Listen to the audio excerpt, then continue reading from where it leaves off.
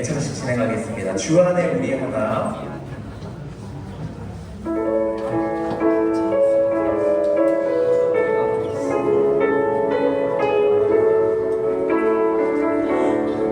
우리 앞뒤 자고 서로 축복하며 찬양하면 좋을 것 같아요. 주 안에 우리 하나. 두 손 뻗고 주 안에 우리 하나. 모습은 달라도 예수님 한 분만. 저 말고요, 여러분 보세요. 사랑과 선행으로 서로를 격려해 따스함으로 보듬어가니 주님 우리 안에, 주님 우리 안에 함께 하시니 형제자매의 기쁨과 슬픔 느끼네. 내 안에 있는 주님 모습 보내 그분 기뻐하신 주님 우리 통해, 주님 우리 통해 계획하시니 부족한 입술로 찬양하게 하시니 주님 우리 통해 계획하시니 너를 통해 하실. 다시 한번 마지막으로 고백합니다. 주님 우리를 통해 계획하시니, 주님 우리를 통해 계획하시니 부족한 입술로 찬양하게 하시니 주님 우리를 통해 계획하시니 너를 통해 하시는 기회. 여러분 오늘도 하나님께서 허락하신 은혜 가운데 우리가 함께 모였는데요. 어제는 우리가 예수 그리스도 안에서 서로 축복하며 하나님께 우리의 하나 되게 하심을 기억했습니다. 오늘도 이 예찬을 통해 하나님께서 우리를 함께 세워가시는 공동체임을 함께 기억하기를 원합니다. 서로 다른 모습의 우리가 이 자리에 모였지만 예수 그리스도 안에서 우리가 한 몸이며 한 공동체입니다. 오늘도 서로를 사랑으로 축복하며 하나님께서 우리 가운데 이루실 하나됨의 은혜를 누리기를 원합니다. 어제는 조장이 그 조언들을 했다면 요원 안에서 모인 다른 조의 조원에게 조장이 빵을 줄 거예요. 자, 여러분 어제 우리 빵을 주면서 뭐라고 축복했죠? 뭐로 사랑하고 축복한다고요? 마음껏 사랑하고 축복하시길 바랍니다. 애청 시작하겠습니다.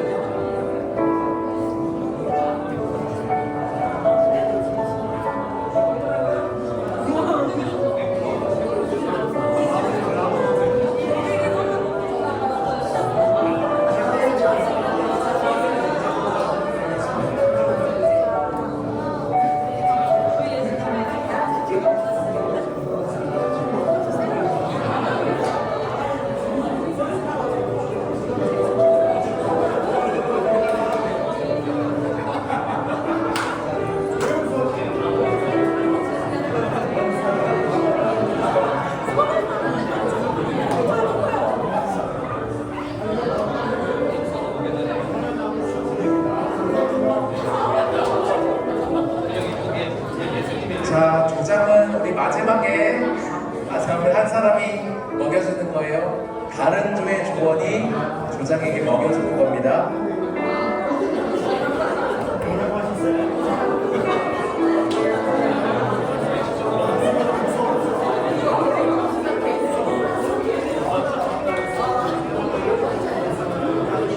다 드시고 조장들도 드시고.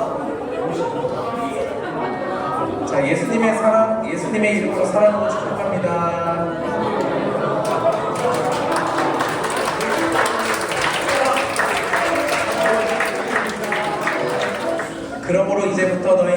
외인도 아니요 나그네도 아니요 오직 성도들과 동일한 시민이요 하나님의 권속이라. 너희는 사도들과 선지자들의 터 위에 세우심을 입은 자라. 그리스도 예수께서 친히 모퉁이 돌이 되셨느니 그의 안에서 건물마다 서로 연결하여 주 안에서 성전이 되어가고 너희도 성령 안에서 하나님이 거하실 처소가 되기 위하여 그리스도 예수 안에서 함께 지어져 가느니라. 아멘.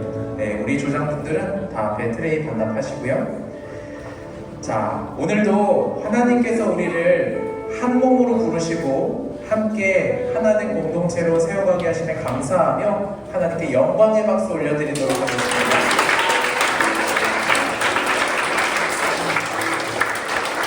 그리고 그 주를 어제와 다른 조의 사람들을 보면서 눈을 마주치면서 이렇게 축복합시다. 사랑하고 축복합니다.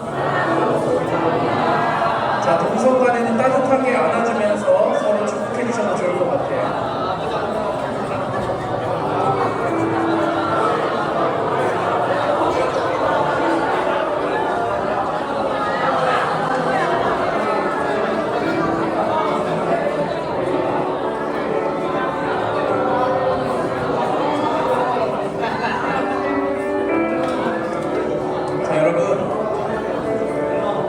모퉁이 돌 대신 예수 그리스도 안에서 함께 지어져가는 하나님의 공동체가 되기를 소망하며 함께 찬양하겠습니다. 우리는 하나님의 자녀 함께 찬양합니다.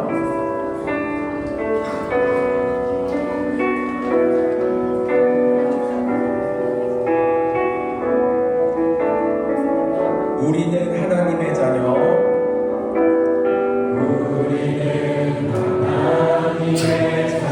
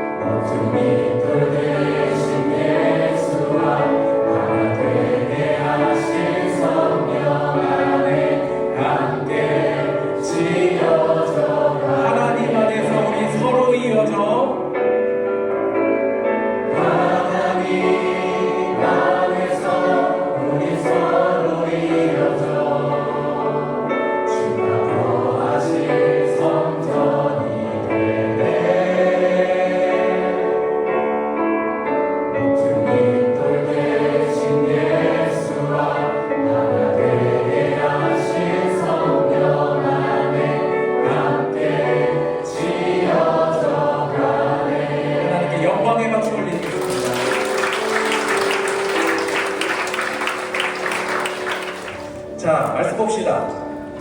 에베소서 2장 19절부터 22절 말씀인데요. 우리 한 목소리로 화이팅 있게 읽을 수 있죠? 네. 읽을 수 있어요? 네. 읽을 수 있어요? 네. 시작. 그러므로 이제부터 너희는 외인도 아니요 나그네도 아니요 오직 성도들과 동일한 시민이요 하나님의 권속이라. 너희는 사도들과 선지자들의 터 위에 세우심을 입은 자라. 그리스도 예수께서 친히 모퉁이 돌이 되셨느니라. 그의 안에서 건물마다 서로 연결하여 주 안에서 성전이 되어가고 너희도 성령 안에서 하나님이 거하실 처소가 되기 위하여 그리스도 예수 안에서 함께 지어져 가느니라. 아멘.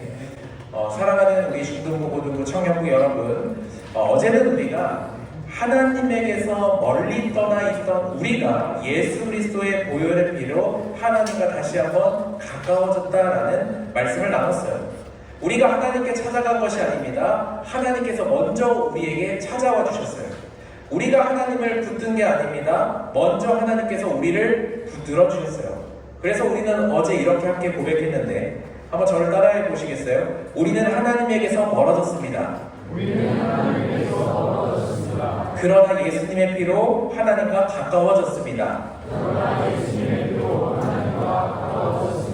그러므로 더 이상 숨지 말고 아버지께 나아갑시다. 여러분, 그런데 하나님 아버지에게 가까이 나아가 보니 그 자리에 나 혼자만 있었던 것은 아니었어요. 여러분들 옆에, 내 옆에 나와 같이 예수 그리스도의 피로 하나님과 가까워진 사람들이 있었다라는 거예요. 여러분, 이 자리에는 중학생, 고등학생, 청년, 교사, 교육자 함께 있습니다. 나이가 다르고 성격도 다르고요. 또 믿음의 속도와 그 마음을 표현하는 방식도 다릅니다. 우리는 참 많이 달라요. 그런데 하나님께서 이렇게 다른 우리를 지금 이 한 자리로 모아주셨습니다. 조금 전에 우리가 함께 빵을 나누면서 서로 축복했죠. 하나님께서 우리를 한 자리로 모으신 것은 단지 이 공간, 같은 공간에 함께하기 위해서만은 아니에요. 서로 다른 우리가 그리스도 안에서 하나로 연결되고 또 함께 세워지기 위해서 하나님께서 부르신 겁니다. 여러분, 하나님께서는 우리를 구원해 주시고 또한 그것으로 끝내지 않으십니다. 하나님께서는 우리 가운데 거하시기 위해서 우리를 함께 세우십니다. 신앙은요, 하나님과 나와의 관계에서 시작합니다. 하지만 하나님과 나만의 관계로 끝나는 것은 아니에요. 복음은요, 십자가는요, 내가 하나님께 나아갈 수 있도록 하는 것뿐만 아니라 하나님의 영가족 안으로 들어가게 합니다. 자, 영가족이라는 말이 좀 생소할 수 있는데 영가족이란 무엇이냐? 예수 그리스도의 피로 구원받아 하나님을 한 아버지로 모시고 그리스도 안에서 형제와 자매가 된 공동체를 바로 영가족이라고 이야기합니다. 여러분, 하나님께서는 나를 구원하셨을 뿐만 아니라 나를 영가족인 우리 안으로 부르셨다라는 거예요. 자, 오늘은 제가 세 가지 키워드를 준비했는데요. 네, 세 가지 키워드. 첫 번째, 한번 따라해볼까요? 우리의 자리. 우리의 자리. 두 번째, 우리의 기준. 우리의 기준. 세 번째, 우리의 목적. 우리의 목적. 저 줄이는 거 되게 좋아하는데 의미 있는 줄이는 거 좋아하거든요. 근데 이거 막 줄여봤어요. 자기목이에요. 우리의 자리, 우리의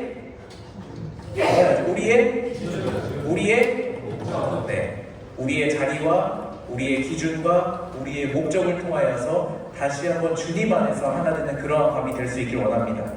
자, 여러분, 그런데 제가 세 가지 따로 떨어져 있는 이야기를 하는 게 아니에요. 우리의 자리와 우리의 기준과 우리의 목적은 서로 연결되어 있습니다. 하나님께서 우리에게 새로운 자리를 주셨기 때문에 우리는 새로운 기준을 따라 나아가게 되고 그 기준을 따라 나아가다 보니 우리가 함께 세워지는 목적을 향해 나아간다라는 것입니다. 자, 첫 번째 뭐라고요? 다시 우리의 뭐라고요?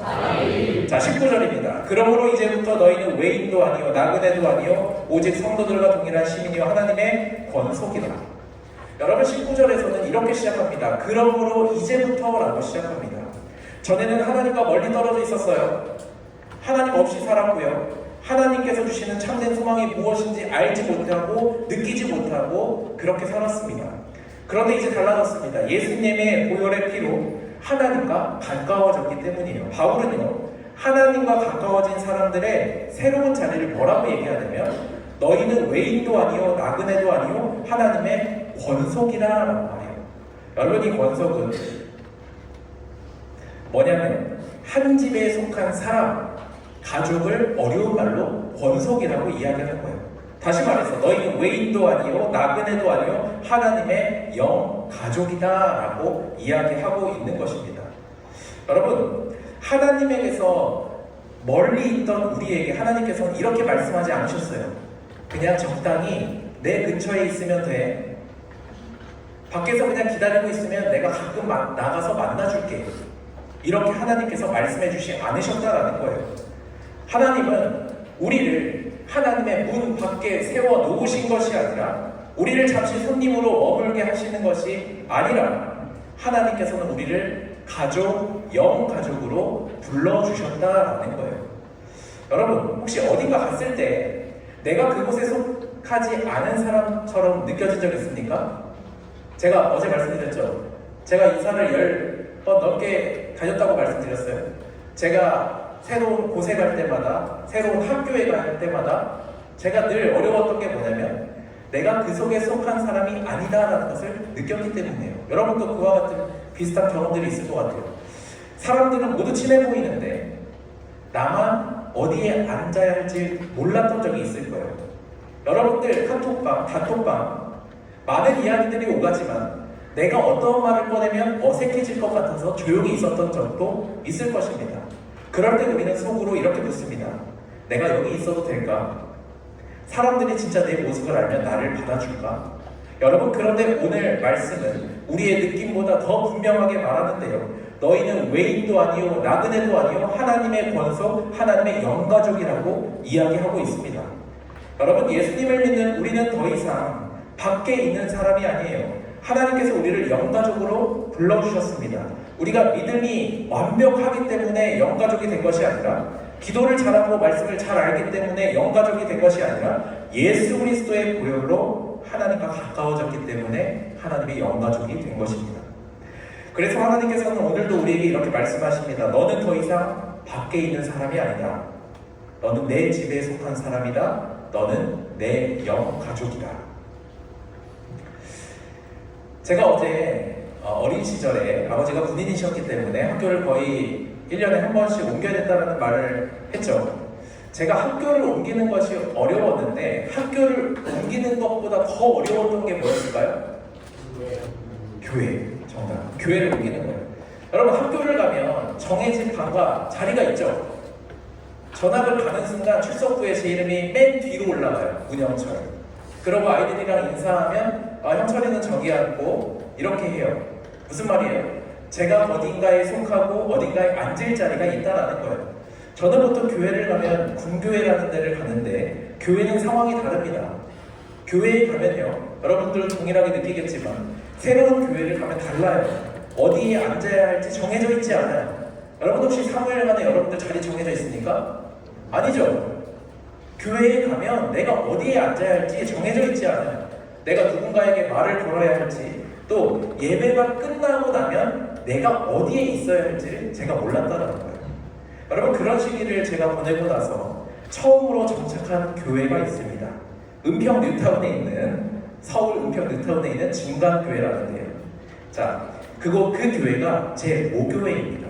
모교회. 마치 고향과 같은 곳을 모교회라고 표현을 하는데, 저는 그 교회에서 10년 정도 신앙생활을 하고 그 교회에서 예수님을 인격적으로 만나고 사역자로 부름받아 그 교회를 나왔습니다. 저는 그 진강교회에서 만난 친구들과 청년들과 선배들이 참 고마웠습니다. 여러분 한번 생각해봐요. 한 아이가 있어요. 제가 중1 때부터 다녔는데, 자, 중1 한번 손 들어볼까? 오케이, 손 내려요. 좋아요. 갑자기 친근감이 생기네. 자, 중1 문영철이에요. 중1 문영철이 새로운 교회 중등부에 갔어요. 갔습니다. 그런데 이 중1 문영철이라는 아이는 어떤 아이냐면 1년마다 이사를 다녀왔던 아이예요. 여러분 한번 생각해봐요. 1년마다 이사를 다녔던 그 아이가 사교성이 뛰어났을까요? 사람들과 관계를 맺는 법을 잘 알았을까요? 제가 나이가 다 들어서 나중에 와서 들었던 생각이 뭐냐면, 나의 취약한 점은 무엇일까? 나의 약점은 무엇일까? 라고 생각해보면 그게 관계예요. 왜 그러냐면, 저는 태어나서부터 초등학교 6학년 때까지, 우리 학윤이 나이 때까지 어떻게 사람들과의 관계를 맺어왔냐면 딱 1년짜리 관계를 맺었어요. 1년 정도 지나고 이사 갑니다. 그러면 제가 1년이 지나면 사람들에게 마음을 줘야 안 줘요? 주는 법을 몰랐고 줘야 되는지도 몰랐어요. 그랬던 아이가 중1 중등부 1학년 문영철이 진강교회 경도예요. 그때 제가 어디에 있어야 할지 몰랐을 때 친구들이 다가와줬고, 제가 함께 밥을 먹어야 할 자리를 친구들이 내어줬고, 또 고등학생이 되고 청년이 되었을 때도 내가 가야 되는 모임은 아니지만 내 친구들과 선배들이 불러줘서 그 모임에 갔습니다. 제가 쭈뼛쭈뼛 어떻게 해야 될지 몰랐을 때, 어색해했을 때 곁에 와주었고 잘 적응할 수 있도록 기다려줬다는 거예요. 저는 여러분 그때 공동체가 무엇인지를 경험했습니다. 공동체는요, 단지 같은 예배당 안에서, 사무엘관 안에서 있는 사람들이 아니에요. 공동체는요, 내가 함께 있을 수 있는, 내 자리를 내어줄 수 있는 사람이 바로 공동체입니다. 사랑하는 여러분, 여러분들 가운데 공동체에 잘 정착한 사람들이 대부분일 텐데, 이렇게 한번 질문해 볼게요.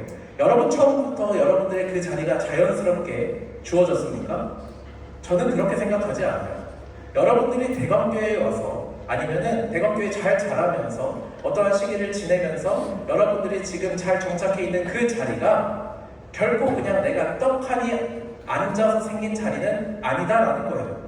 누군가 먼저 다가와서 여러분들의 이름을 불러주고, 누군가 옆에 자리를 내어주고 함께 할 수 있도록 기다려 주었을 것입니다. 그게 여러분들의 친구들일 수도 있고, 선배일 수도 있고, 뒤에 계신 선생님들일 수도 있고, 교육자일 수도 있습니다. 그런데 어제도 얘기했지만, 어제도 첫 번째 제가 가장 먼저 살펴보자고 했던 게 그러므로 생각하라. 그때에 이걸 뭐라고 해요? 네 글자로? 기억하라라고 말했어요. 우리는 되게 많이 까먹어요. 내가 하나님과 얼마나 멀리 있었던 존재인지 까먹고, 다시 말해서 오늘 말씀 가운데 나에게 자리를 내어주었던 사람이 누구인지 까먹을 수 있습니다. 그런데 제가 그것을 낱낱이 기억하자라는 건 아니지만, 우리가 기억하지 못할 분, 누군가의 성김과 누군가의 마음이 있었기 때문에 우리가 공동체에 정착할 수 있었다라는 거예요.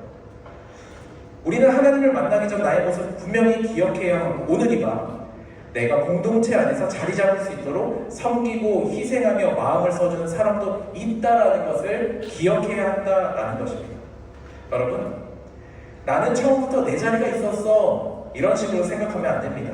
누군가 나를 위해 내어준 자리가 있었기 때문에 오늘 내 자리가 있게 된 겁니다. 이제는 여러분, 내가 잘 정착해서 내 자리가 생겼다면 그 다음 우리가 해야 되는 일은 뭐냐면, 이제는 내가 다른 사람을 위하여서 내 자리를 내어줄 차례입니다. 우리가 사람과의 관계 속에서 보이지 않는 벽이 있죠. 어려움이 있죠. 관계 속에서. 자, 그런데 내가 조금 용기 내고 내가 조금 희생하면 그 관계의 벽이 낮아지는 것들이 있습니다. 내가 어색해하는 사람의 이름을 불러주고 내 옆자리를 내어주면 더 이상 밖에 있지 않아도 되는 사람이 있다는 거예요. 여러분, 하나님의 영가족이 되었다라는 것은 내가 어떠한 자리를 얻는 것과 더불어서 다른 사람을 위해 내가 내 자리를 내어주어야 한다라는 뜻입니다. 나를 받아주세요 라는 그러한 마음의 고백에서 멈추는 것이 아니라, 나도 너를 영가족으로 받아들이겠다라고 고백하는 거예요. 하나님께서 나 문영철만 영가족으로 받아주신 게 아닙니다. 이 자리에 있는 여러분들 한 명 한 명도 하나님께서 영가족으로 받아주셨어요. 반대로 여러분들이 입장에서 내가 하나님의 영가족으로 받아들여졌다면 여러분들 주변에 있는 사람도 하나님의 영가족으로 받아들여졌다라는 것을 기억해야 합니다. 우리는 착각해요. 내가 좋아하고 내가 잘 맞는 사람만 하나님의 영가족일 거다라고 착각할 때가 있어요. 나와 다르고 때로는 받아들이기 어려운 사람도 하나님께서 포기하지 않으시는 영가족이다라는 것을 우리가 분명히 해야 합니다. 우리는 서로를 선택해서 영가족이 된 것이 아닙니다. 하나님께서 우리를 영가족으로 불러주셨기 때문에 우리가 영가족이 된 거예요. 그런데 하나님께서 받아주신 사람을 내가 받아들이지 못할 때가 있어요. 그때에는 하나님의 영가족 안에서 갈등이 생깁니다. 그래서 우리에게 필요한 것이 바로 새로운 기준이에요. 두 번째 뭐라고요? 우리의 기준이에요. 20절 제가 읽겠습니다. 너희는 사도들과 선지자들의 터 위에 세우심을 입은 자라 그리스도 예수께서 친히 모퉁이 돌이 되셨느니라. 여러분, 하나님께서는 우리를 영가족으로 부르신 뒤에 각자의 자리에서 흩어져 살도록 하지 않으십니다. 하나님께서 우리를 통해 하나님의 집을 세우시는 거예요. 여러분, 그런데 집을 세울 때 기준이 필요합니다. 어디에서 시작하고 어느 방향으로 세울지가 분명해야 합니다. 자, 이 성경 시대에서는 집을 어떻게 지었냐면 콘크리트, 시멘트를 가지고 집을 지은 게 아니라 돌을 가지고 건물을 지었어요. 큰 돌을 하나씩 맞추어서 벽을 만듭니다. 자, 근데 가장 첫 번째 했고 가장 중요한 것이 뭐냐면 모서리에 돌을 놓는 게 가장 중요해요. 집을 지을 때, 건물을 지을 때 그 모퉁이 돌, 모서리의 돌을 모퉁이 돌이라고 하거든요. 그 모퉁이 돌을 어디에 놓느냐, 이걸 틀어서 놓느냐, 제대로 놓느냐에 따라서 그 다음 돌들 위치가 생기고 방향이 정해지기 때문입니다. 모퉁이 돌이 어긋나면요, 처음부터 작은 차이가 보이는 것 같아도 나중에는 벽을 쌓을수록 건물 자체가 삐뚤어지게 되는 거예요. 그래서 모퉁이 돌은 건물의 전체의 방향과 기준이 되었다라는 거예요. 그래서 성경은 오늘 예수님께서 우리의 모퉁이 돌이 되셨다라는 거예요. 무슨 말이냐면 우리의 관계 속에서 예수님께서 모퉁이 돌이 되어 주셨다라는 거예요. 예수님께서 우리의 방향을 정하시고 예수님께서 우리의 관계를 판단하는 기준이 되시고 예수님께서 우리가 어떠한 공동체가 되어야 하는지를 보여주신다라는 겁니다. 여러분, 우리를 하나 되게 하신 기준은 뭐냐면요, 내 생각 아니고 내 기분 아니고 내 경험 아닙니다. 오직 예수 그리스도이십니다. 공동체 안에서 중등부, 고등부, 청년부 혹은 중고청, 우리 대관교회 안에서 각 사람이 자기의 기준을 가지고 서로를 대하잖아요. 그럼 어떻게 되는 줄 아세요? 결국에는 멀어집니다. 나는 이렇게 생각하는데 왜 저 사람은 다르게 생각하지? 나는 이 방식이 편한데 왜 저 사람은 저렇게 하지? 결국에 멀어집니다. 우리는 쉽게 내 생각과 내 경험을 공동체의 기준으로 만들어요. 내가 이해할 수 있는 방식만 옳다고 생각하고 내 방식과 다르면 틀렸다라고 판단합니다. 자, 여러분, 어제 우리가 OT 끝나고 마지막에 뭐 했어요? 사진 찍었는데 우리는 이렇게 다 같이 모여서 찍는 사진 4글자로 뭐라 그래요? 단체 사진. 단체 사진 찍은 다음에 딱 사진이 올라왔어요. 그럼 여러분 가장 뭐부터 봐요? 1번 수평이 맞는지, 2번 모든 사람이 나왔는지, 3번 내 얼굴. 3번 내 얼굴. 맞아요. 그런데 여기서 중요한 거 3번 내 얼굴. 내 얼굴 잘 나오는 사진 잘 나온 거예요? 안 나온 거예요? 안 나온 거예요. 근데 내가 눈을 감았어. 잘 나온 거예요? 안 나온 거예요? 안 나왔어요. 맞아요. 그거예요. 맞아요. 여러분, 공동체 안에서도 그럴 수 있다는 거예요. 내 의견이 받아지면, 내가 인정받으면 좋은 공동체라고 생각하고, 그러나 내 기준대로 공동체가 좋고 말고를 따지는 것은 하나됨이 아니라 내가 중심이 되는 것이다 라는 것을 기억하시길 바랍니다. 어제 우리의 죄가 하나님께서 계셔야 할 내 삶의 중심에 내가 앉는 것이다라고 말씀드렸어요. 그런데 우리 공동체 안에서도 역시나 내가 중심이 되려고 할 때가 있습니다. 그러나 예수님은 자신을 높이지 않고 낮아지셨어요. 성김을 받으려 하지 않고 섬겨주셨습니다. 자기에게 잘해주는 사람만을 사랑하지 않으십니다. 자신을 배신한 사람들, 그 제자들을 다시 찾아가신 게 바로 예수 그리스도예요. 예수님이 기준이 되신다라는 건요, 예수님의 이름을 함께 부른다라는 뜻만은 아닙니다. 우리의 관계와 행동을 예수님께 맞춰가는 거예요. 내 말의 기준이, 내 행동의 기준이, 내 판단의 기준이 바로 예수 그리스도가 되어서 내가 맞춰가는 겁니다. 여러분, 가장 절제가 되지 않는 게 신체에서 뭘까요? 입이에요. 입.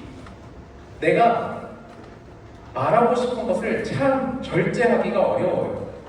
그래서 내 마음이 편하려면 어떻게 해야 되는 줄 알아요? 내가 하고 싶은 말 다 하면 내 마음 편해요. 그런데 내가 하고 싶은 말을 모두 하기보다 내가 하려고 하는 그 말이 상대방을 세우는 말인지 먼저 생각해야 합니다. 내가 옳다라는 것을 증명하기보다 그 관계가 예수님 안에서 바르게 세워지는지를 구해야 한다는 거예요. 사람들이 나를 알아주는 게 중요해요? 중요하지 않아요? 중요하죠. 사람들이 나를 알아주는 것, 그것보다 더 중요한 것이 하나님께서 기뻐하시는 일인지 우리가 생각해야 합니다. 여러분, 예수 그리스도의 안에서 하나됨은요, 서로를 나에게 맞추는 게 아니에요. 우리 모두가 예수 그리스도에게 맞춰지는 것이 바로 하나됨입니다. 각각의 돌이 자기 방향을 주장하면 집은 세워질 수 없습니다. 모든 돌이 모퉁이 돌에 잘 맞춰질 때 비로소 하나의 집이 세워집니다. 리원, 내가 다른 사람을 내 모습과 같게 만드는 것이 아닙니다. 여러분 한번 잘 생각해봐요. 리원, 우리가 하나 되죠. 그러면 우리는 무엇을 바라보며 하나가 되어야 합니까? 누구를 바라보며 하나가 되어야 한다고요? 바로 하나님 예수 그리스도를 바라보며 하나가 되어야 한다는 거예요.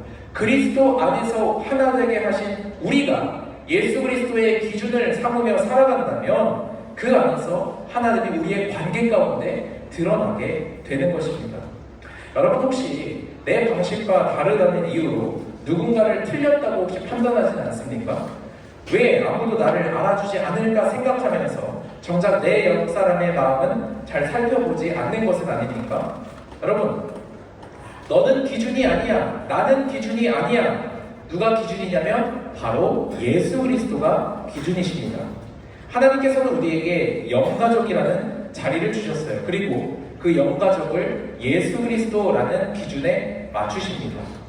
여러분, 다시 건물을 짓는 걸로 돌아가서 각각의 돌이 하나의 집이 되기 위해서는 어떻게 해야 할까요?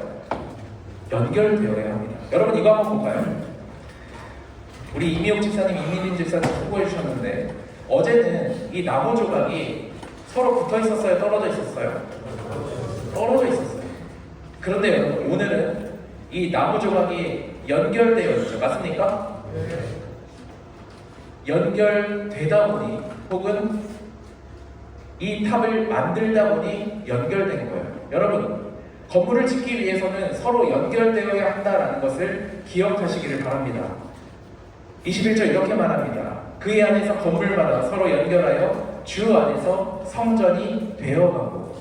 자, 여기서 두 표현을 주목했으면 좋겠는데 첫 번째 서로 연결하여, 그리고 두 번째 되어가고예요. 하나님께서는 우리를 따로따로 세워놓지 않으십니다. 서로 연결하신다는 거예요. 마치 이것처럼. 그리고 우리는 이미 완성된 공동체가 아니라 성전이 되어가는 공동체라는 것입니다. 수련회를 준비하면서 여러분 정성스럽게 여러분들 기도 제목도 글이 쓰고 또 여러분들의 모습을 이렇게 잘 표현한 것 같아요. 여러분들 수련회 때 여러 가지 하느라도 정신 없는데 한번 여기 와서 쭉 보세요. 얼마나 재밌는지 몰라요. 이 사람 이거 이 사람 같다 라고 하면 이 사람이고, 이 사람이 이런 기도 제목을 가지고 있네 라는 것을 알 수 있습니다. 자, 그런데 신기한 것은 각자 그린 자신의 모습이 똑같은 사람이 있어요, 없어요? 기도 제목이 똑같은 사람이 있어요, 없어요? 심지어 모양은 같아 보이지만, 사이즈는 같아 보이지만 나무의 결이 같은 게 있어요, 없어요? 다 다르다는 거예요. 그린 것도 다르고요, 기도 제목도 다르고 글씨도 다릅니다. 그러나 이 서로 다른 조각들이 함께 모여서 연결이 되면 혼자 있을 때 보이지 않았던 하나의 모습이 드러나게 되는 거예요. 여러분, 중요한 것은 이 모양이 갖춰질 때에 각 조각의 모양이 바뀌지 않았다라는 거예요.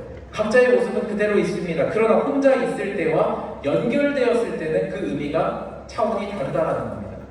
하나님께서는 우리 각 사람을 소중하게 지으시고 우리의 성격과 재능과 살아온 그 경험이 다르지만 우리를 혼자 남겨두지 않으시고 연결해 주셨다라는 거예요. 서로 연결하셔서 혼자는 이룰 수 없는 하나님의 뜻을 이루어 가시는 겁니다. 그런데 여러분, 서로 이렇게 연결하는 것이 쉬울까요? 어려울까요? 쉬워요? 네, 그래서 우리 표창장한테 제가 질문을 잘 안 해요. 제가 원하는 답이 잘 안 나오거든요.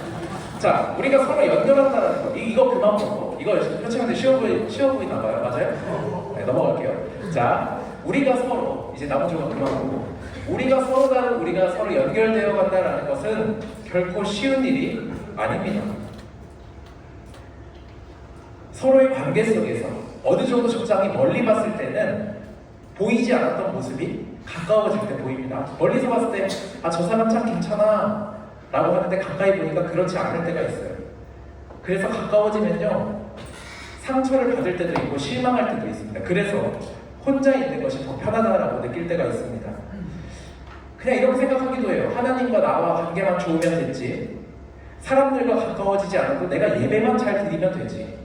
여러분, 어쩌면 이 자리에도, 이 공동체 안에도 상처를 경험한 사람이 있을 수 있습니다. 그런데 하나님은 우리의 상처를 외면하지 않으십니다. 그러나 그 상처 속에 평생 갇혀두도록 내버려 두지도 않으십니다.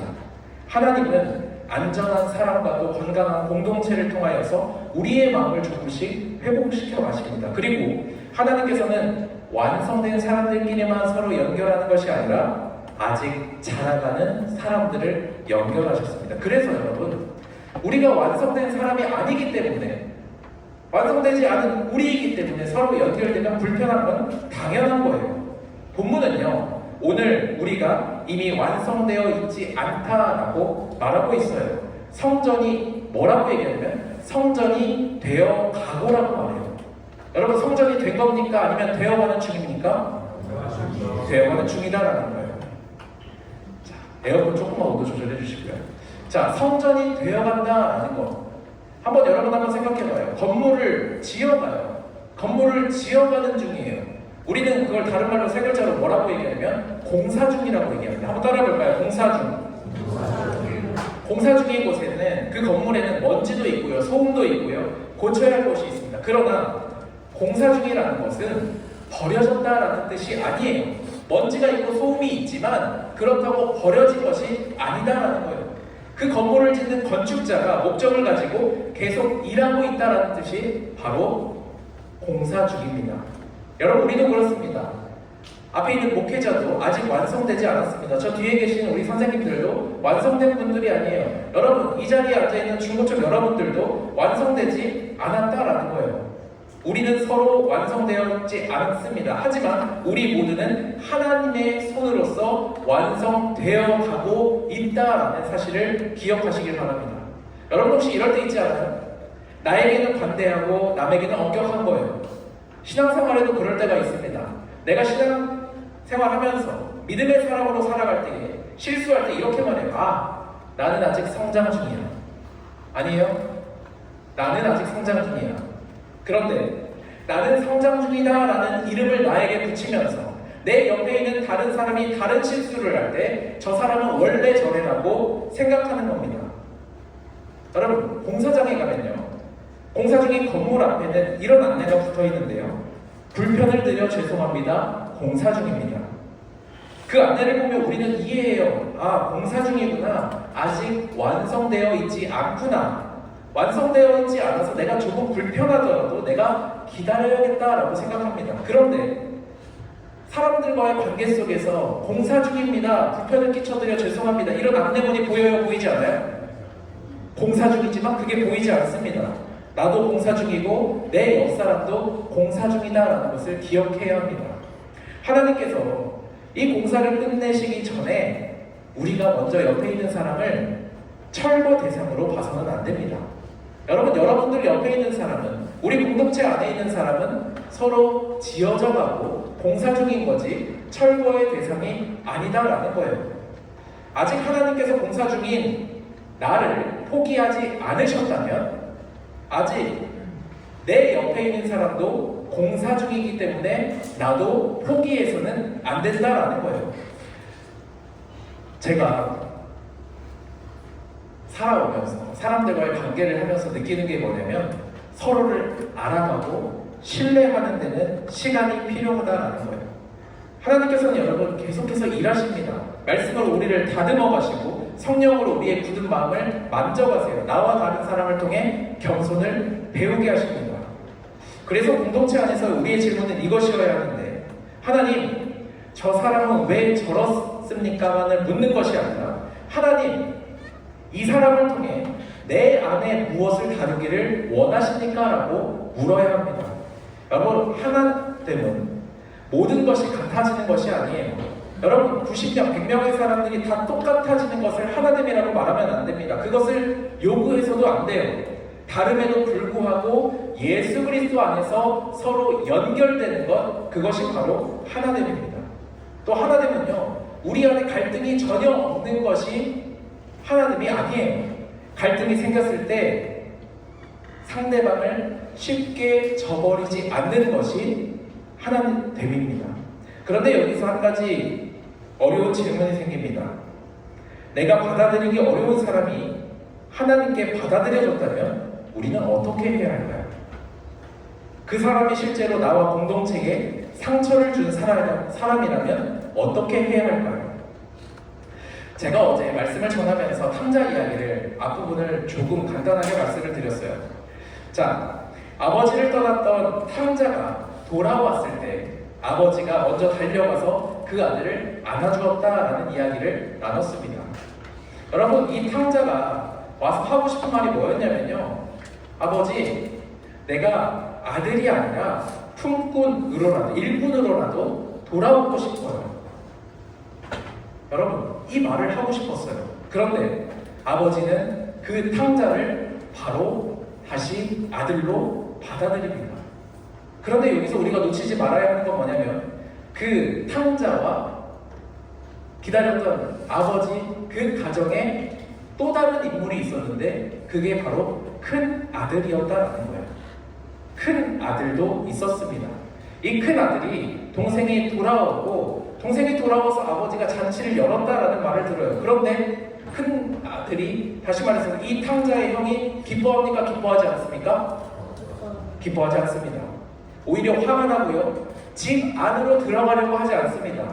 큰 아들의 마음이 전혀 이해되지 않는 건 아니에요. 동생이 무례했고 다른 말로 싸가지가 없었어요.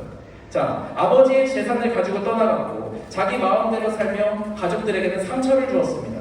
그런데 그런 동생이 돌아오자 아버지가 잔치를 열어준 거예요. 여러분, 큰아들의 눈에는 동생도 이해가 되지 않았겠지만 그런 동생을 맞아서 잔치를 벌여준 아버지는 더 이해가 되지 않았을 겁니다. 어떻게 저렇게 싸가지 없는 자식을 아들로 받아줄 수 있을까? 나는 지금까지 아버지 곁에 있었는데 어떻게 저 자식을 위하여서 잔치를 열어줄 수 있을까? 여러분, 우리도 공동체 안에서 큰 아들과 같은 마음을 품을 때가 있습니다. 하나님, 제가 저 사람을 이해할 수 없어요. 저 사람 때문에 내가 상처를 받았어요. 그런데 하나님은 저 사람을 여전히 사랑하고 포기하지 않으십니까? 여러분, 우리는 하나님께서 나를 포기하지 않으셨다라는 것에 대해서 은혜라고 보게 됩니다. 그런데 하나님께서 내가 받아들이기 어려운 그 사람을 포기하지 않는 것을 불공평하다라고 말해요. 내게 베풀어 주신 하나님의 은혜는 은혜라고 말하면서 내가 싫어하는 다른 사람에게 베풀어 주신 은혜는 특혜라고 생각합니다. 큰아들은요, 아버지에게 둘째 아들을 가리켜 이렇게 말합니다. 아버지의 살림을 창녀들과 함께 삼켜버린 이 아들이 돌아오네. 큰아들이 아버지에게 이렇게 말하는 거예요. 아버지의 살림을 창녀들과 함께 삼켜버린 이 아들이 돌아오네. 여러분, 여기서 놓치지 말아야 되는 것은 큰아들, 형이 내 동생이라고 말하지 않는다라는 거예요. 형이요, 아버지에게 뭐라고 얘기하냐면 아버지의 이 아들이라고 말하고 있습니다. 이 말 속에는 이런 마음이 담겨져 있는 거예요. 저 사람이 탕자를 향해서 동생이라고 하지 않아요. 저 사람이 아버지의 아들일 수 있지만 더 이상 내 동생은 아닙니다. 여러분, 큰아들은 마음속으로 동생과의 관계를 끊어버립니다. 절연해버려요. 그런데 아버지는 큰아들에게 이렇게 말합니다. 이 내 동생은 죽었다가 다시 살아났으며 내가 이러다가 얻었기로 우리가 즐거워하고 기뻐하는 것이 마땅하다. 여러분, 큰아들은 아버지의 이 아들이라고 밀어냈지만 아버지는 내 동생이라고 다시 이어주고 연결해주는 것을 살펴볼 수 있습니다. 여러분, 아버지가 이렇게 말하는 거예요. 그는 단지 내 아들만이 아니다. 그는 너의 동생이다 라고 말하는 겁니다. 지금 여러분 한번 잘 머릿속에 그 공간을 한번 그려보세요. 지금 아버지는요, 둘째 탕자를 아버지 자신의 집으로 들여오게 하려고 하는 거예요. 그런데 이 탕자만을 아버지의 집으로 데려오려고 하는 것이 아니라 그거에 대해서 마음이 상해 있는 큰아들, 집 안으로 들어오기 싫은 그 큰아들을 하나님 그 아버지의 집 안으로 들어오게 하려고 부르고 있다라는 거예요. 여러분, 둘째 아들을 향해 달려 나아갔던 아버지는 큰 아들을 위해서도 집 밖으로 나아갑니다. 둘째 아들 몸이 집 밖에 있고 큰 아들은 몸이 집을 가까이 향하고 있지만 그 마음은 아버지와 동생에게서 멀어지는 겁니다. 아버지의 마음은 어떨까요?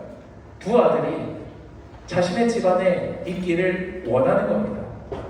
탕자의 비유는요, 큰아들이 결국 집안으로 들어갔는지를 말하지 않은 채 끝납니다. 성경에서 대부분 이렇게 결론을 내지 않고 끝날 때는요, 우리에게 질문을 남기는 거예요. 여러분, 예수님께서 우리에게 질문을 남기시는 겁니다. 너는 들어오겠니? 아버지가 받아들인 내 동생을 다시 형제로 받아들이겠니? 라고 묻고 있는 겁니다. 사랑하는 여러분, 아버지의 집에 들어간다는 것은 아버지만 받아들이는 것이 아닙니다. 아버지께서 받아들인 형제와 자매도 받아들이는 거예요. 그 사람의 잘못을 잘못이 아니다라고 말하라는 뜻은 아닙니다. 상처를 받지 않은 척 하라는 것도 아니에요. 잘못에는 분명한 책임이 있습니다. 상처에는 회복의 시간이 필요합니다. 때로는 안전한 거리와 공동체의 책임이 또 도움이 필요할 때도 있어요. 그러나 잘못을 바로잡는 것과 사람의 존재를 포기하는 것은 분명하게 다릅니다. 하나님께서는 죄를 결코 가볍게 여기지 않으시면서 동시에 우리를 결코 포기하지 않으십니다. 큰 아들을 아버지의 이 아들이라고 밀어냈지만 아버지는 내 동생이라고 다시 이어주시는 거예요. 여러분, 하나님은요, 상대가 아무 잘못도 하지 않았기 때문에 이루어지는 것이 아니에요. 완벽하기 때문에 하나님이 이루어지는 것이 아닙니다. 아버지께서 포기하지 않은 사람을 나도 함부로 포기하지 않는 데서 하나됨이 시작됩니다. 어제 제가 여러분들과 함께 살펴봤던 하나됨은요, 우리가 하나님 아버지에게 돌아가는 것이었다면 오늘의 하나됨은 아버지의 집에서 형제와 자매를 다시 받아들이는 것입니다. 리 원은요, 하나님 아버지와 나와의 관계로 끝나는 것이 아니라 아버지께서 받아주신 그 영가족과 하나가 된 우리가 하나됨을 누리는 겁니다. 여러분, 하나님께서는 우리에게 영가족이라는 자리를 주셨습니다.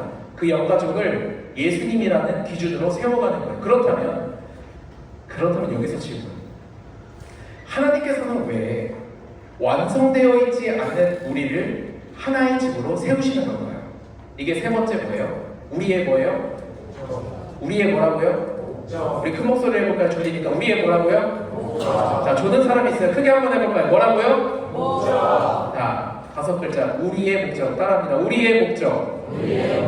일어날 때까지 합니다. 우리의 목적. 일어났어요. 자, 22절입니다. 제가 읽겠습니다. 자, 너희는 성령 안에서 하나님이 거하실 처소가 되기 위하여 그리스도 예수 안에서 함께 지어져 가느니라.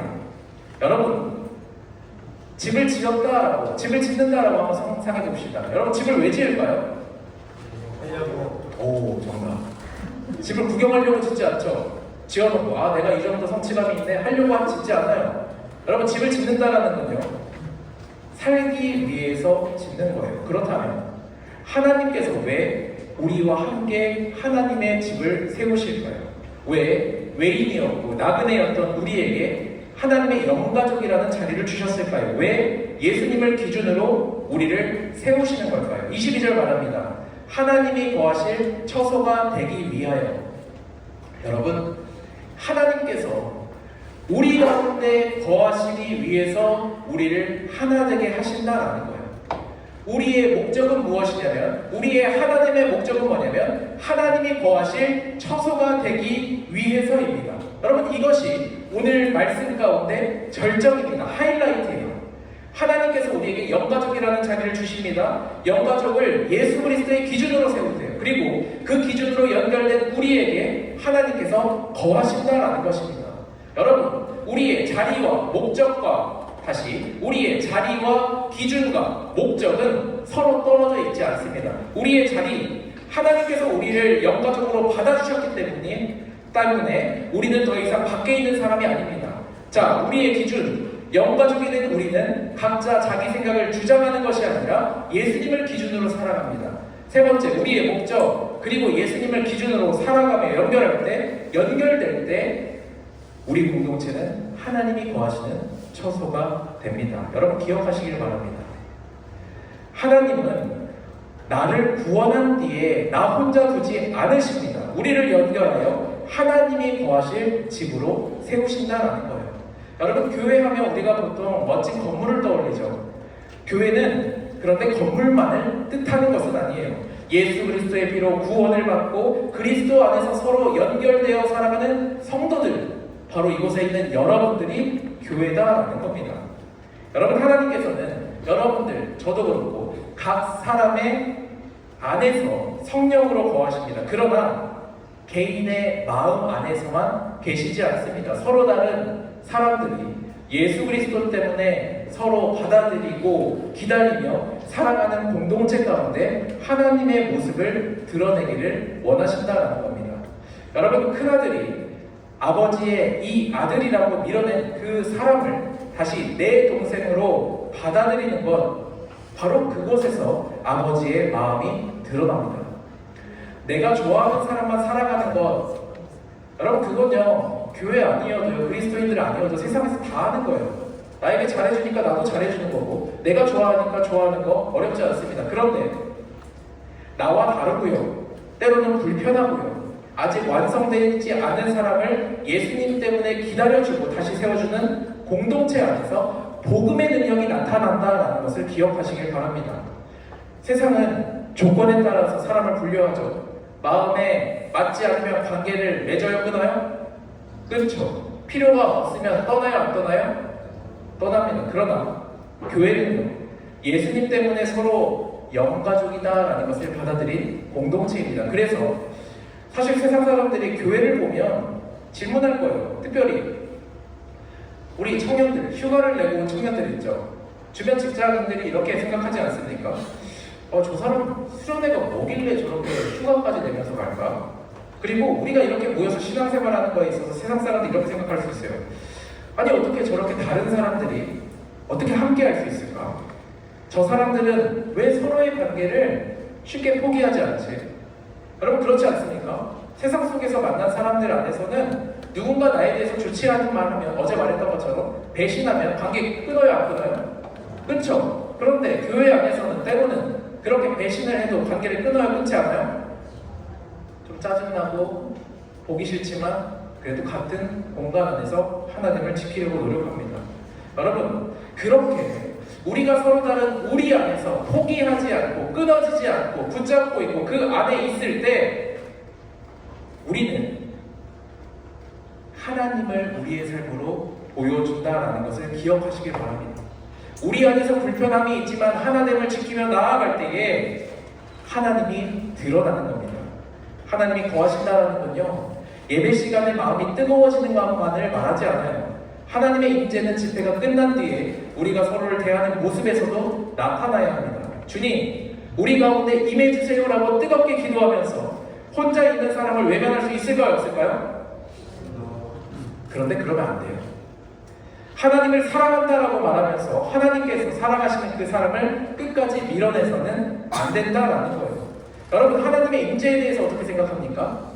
지금 이곳에 우리 가운데 임해 주셔서 내 마음이 충만한 것이 하나님의 임재입니까? 여러분 그것도 있지만 하나님의 임재는 그것을 넘어서서 우리의 관계 속에서도 드러난다라는 것을 기억하시길 바랍니다. 우리가 용서하고 기다려주는 것, 사랑하고 회복하는 걸 통하여서 하나님께서 우리 가운데 살아계심을 보여주시는 거예요.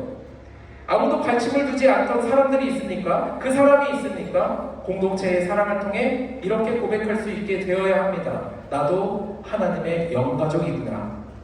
상처받은 사람이 있다면 그 사람이 안전한 공동체의 돌봄을 통해서 이렇게 고백하는 거예요. 하나님께서 내 아픔을 알고 계시는구나. 여러분 이것이 하나님께서 거하시는 공동체입니다. 제가 계속 여러분들에게 리원, 하나됨에 대해서 다 이야기를 하지만 결국에는 우리가 하나 되는 것이 최종 목적이 아니에요. 사람들끼리 사이좋게 지내는 것만이 교회의 목적도 아닙니다. 우리가 서로 연결되고 하나가 되어야 하는 가장 중요한 이유는 하나님께서 우리 공동체 안에, 우리의 하나님 안에 거하시기 때문입니다. 여러분, 하나님의 사랑과 은혜가 우리를 통해 드러나야 합니다. 혼자 있는 사람에게 먼저 다가가는 것, 우리는 이것을 작은 친절이라고 생각할 수 있지만, 혼자 있는 사람에게 먼저 다가가주는 것은 작은 친절을 넘어 이거예요. 너도 하나님의 영가족이구나 라는 것을 전하는 겁니다. 여러분 삶을 살아가다 보면 실수할 때 있어요, 없어요? 있죠. 그럼 사람이 실수하면 뭐 해야 돼요? 사과해야 돼요. 그 말은 뭐냐면 내 잘못을 인정하고요, 사과해야 돼요. 자, 그런데 내 잘못을 인정하고 사과하면 내 세 글자가 상해요. 뭐예요? 자존심이 상해요. 여러분, 그런데 기억해야 하는 것은 무너졌던 연결이 다시 회복되고 하나님이 세워지는 그 일이 내가 내 잘못을 인정하고 사과하는 것이다 라는 겁니다. 여러분, 우리는 하나님께 자주 이렇게 기도하죠. 하나님, 제 안에 거해주세요. 하나님, 저를 하나님의 도구로 귀하게 사용해주세요. 귀한 기도입니다. 그런데 저는 오늘 여러분, 우리의 기도가 나에서 우리로 넓어지길 바랍니다. 하나님, 우리 가운데 거해주세요. 하나님, 우리를 함께 세워주세요.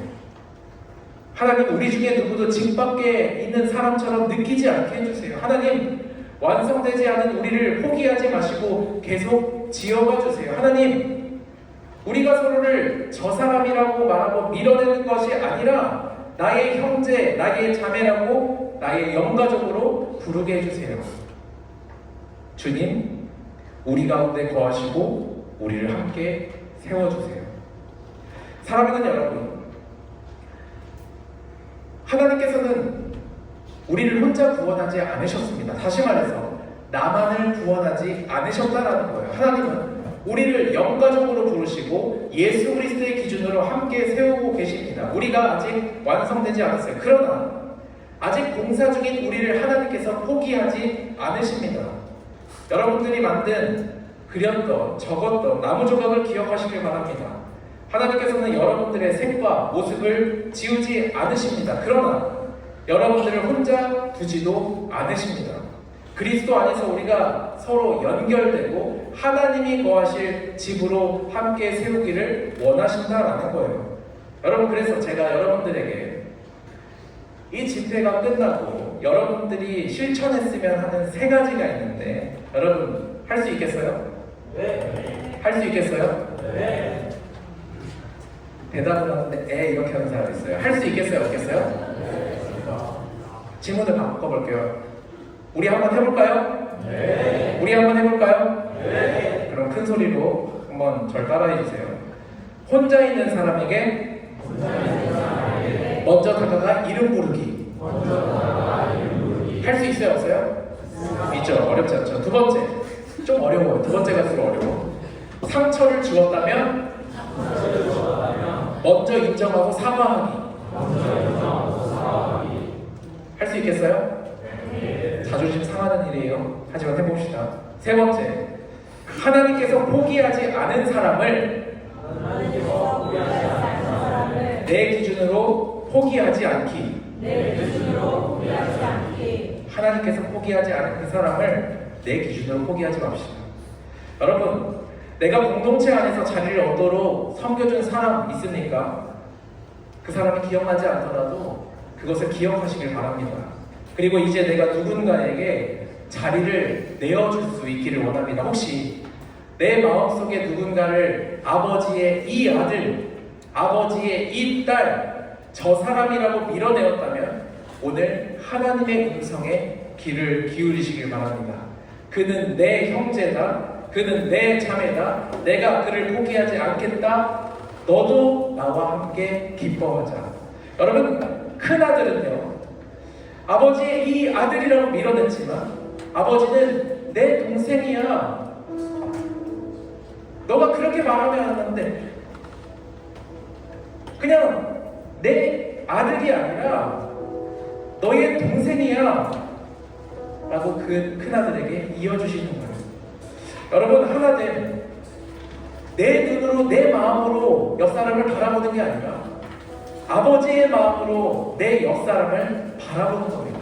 1일차 때 우리가 이렇게 살펴봤어요. 1일차 때 하나님은요, 아버지께 돌아가는 것이었다면 2일차에 하나님은요, 아버지의 집에서 형제와 자매를 다시 받아들이는 겁니다. 여러분, 저를 따라 이렇게 함께 고백하길 원합니다. 우리의 자리는 하나님의 영가족입니다. 우리의 기준은 예수 그리스도이십니다. 우리의 목적은 하나님께서 우리 가운데 거하시는 것입니다.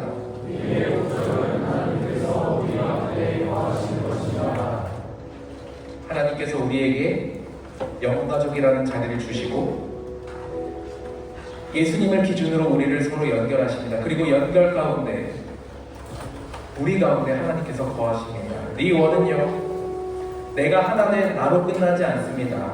하나님 안에서 우리가 하나 되었다라는 것, 하나된 나를 넘어서 하나된 우리가 될 수 있기를 축복합니다. 우리 중에 그 누구라도요, 집 밖에 있는 사람처럼 느끼지 않고 모두가 나도 하나님의 영가족이다 라고 고백하기를 축복합니다. 중학생과 고등학생과 청년과 교사와 교육자가 예수 그리스도 안에서 영가족으로 세워지기를 축복합니다. 하나님께서 아직 완성되지 않은 우리를 말씀과 성령으로 계속 다듬고 연결하시기를 축복합니다. 그리고 우리 중보청을 통하여서 살아계신 하나님을 보게 되기를 주님의 이름으로 축원합니다.